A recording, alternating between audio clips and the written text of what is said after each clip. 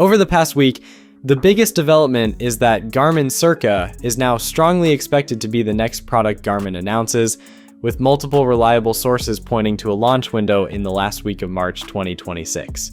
Reports from insiders like the 5K Runner and DC Rainmaker, along with coverage from major outlets, all suggest that Garmin has something significant planned, and CIRQA is currently the most likely candidate.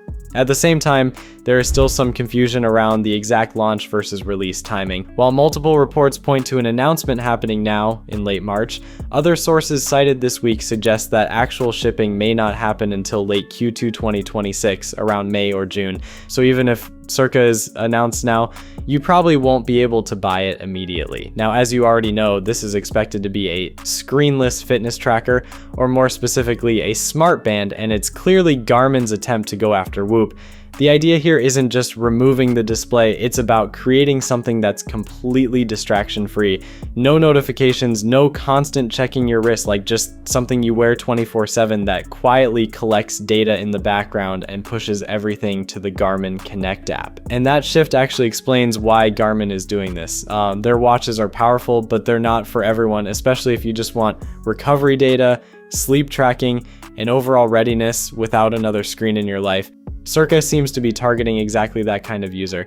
We actually saw early signs of this back in January, when the device briefly appeared across several regional Garmin pages and support listings before being pulled. Then in February, an FCC filing surfaced, strongly hinting at a strap-based wearable. From that filing, we got a clearer picture. It pointed toward a device with optical heart rate tracking, no built-in display, and something designed specifically for 24/7 wear, with a strong focus on recovery, sleep tracking, and readiness metrics. So this isn't trying to replace a smartwatch, it's positioning itself as a lighter, more focused alternative.